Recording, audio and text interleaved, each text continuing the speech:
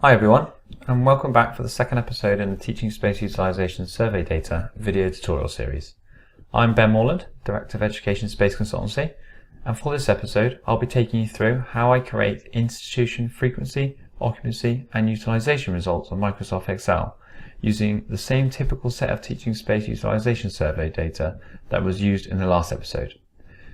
The spreadsheet used in this video is also available for download below this video. Okay, so as you can see, we're starting from where we left off in the last episode. So we have our institution teaching space utilization survey results. We have all our rooms down here, and at the moment they're sorted by frequency.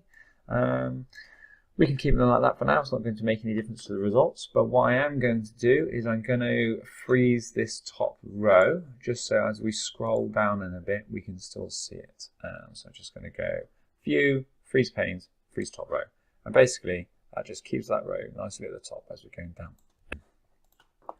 Okay, so what we're going to be doing in this episode is calculating the frequency, occupancy and utilization results for the entire institution rather than just each individual room. So to do that, we're going to be putting in some formulas down here at the bottom. So let's begin with putting in a sum function. So we want a sum function for each one of these on here. So I've just copied and pasted them across into each one of the columns. And then we want to know the average of the hours rooms were in use. So we'll go average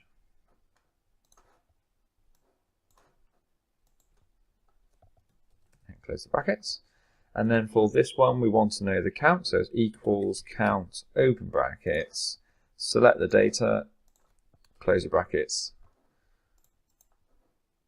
I spelt it wrong.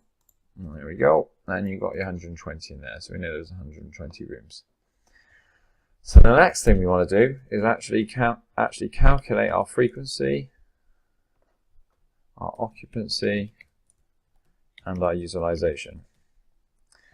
So to start with, we're going to look at frequency. So the frequency is the sum of the hours the room was in use divided by the count multiplied by the number of the surveyed hours. So the number of surveyed hours, we know we have surveyed Monday till Friday 9 to 5 as we did last time, so we know that's 40 hours. So for this I'm going to do equals, and then we want sum of the hours in the room was in use divided by the count multiplied by 40 as in the number of hours the rooms were surveyed. Close the brackets and press enter, format the cells. I'm just going to turn this into percentage, and there you can see we've got a percentage of 49%, 49.06% even.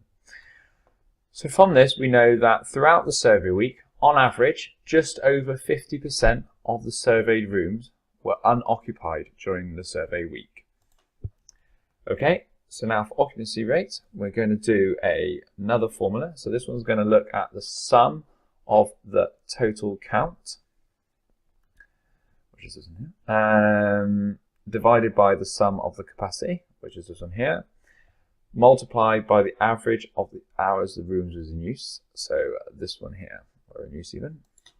So let's do this one now. So we do equals that divided by open brackets our sum of capacity multiplied by our average of the number of hours the rooms were in use, and we'll close our brackets, press return. We've got our percentage but in decimal places, so let's just turn that into a percentage. We're on 2 decimal places, that's fine. Press OK, and there you have it. We've got a occupancy rate of 47.38%.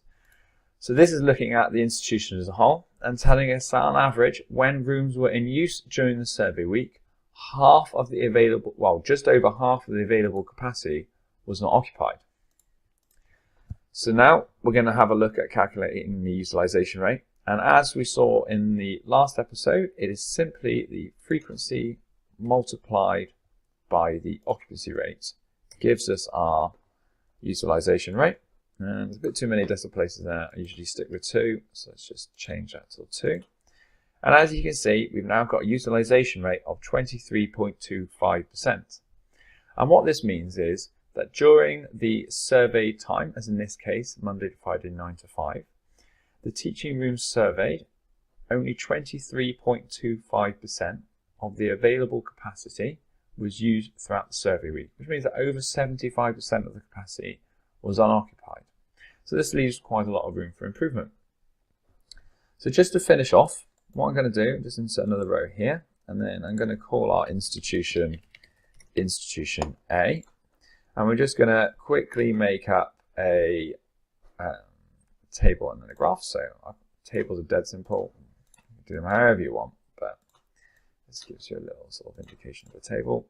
And then to create a graph, I'm going to insert, we're going to do a column. So let's go insert column, and then we've got a column there. So this has got our frequency, occupancy, and utilization rates. And what I always do with my percentages is change this to 100, change this to 1, so it displays as 100% along this axis. I do this for every single table I do, and as you see, as we go into the next episodes, we'll always be calculating up to 100%. Then you have a simple table that clearly demonstrates what your frequency, occupancy, and utilization results are for the institution as a whole, and a nice little graph that shows it in a nice bar graph form. If you wanted to change this to other formats, you can just go to your change your time and change it to something else.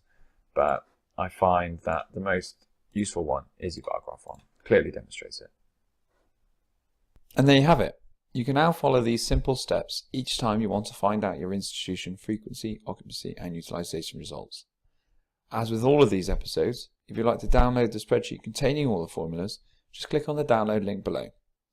Also, if you'd like to ask any questions, please feel free to contact me directly using the email address shown on this slide, or feel free to leave your comments in the comments box below. For the next episode, I'm going to be taking a look at how to create site and building frequency, occupancy, and utilization tables and graphs, so remember to check this out. Finally, if you found this episode and series helpful, please do let others know by sharing this and other episodes via social media. Thanks for listening, and I'll see you next time.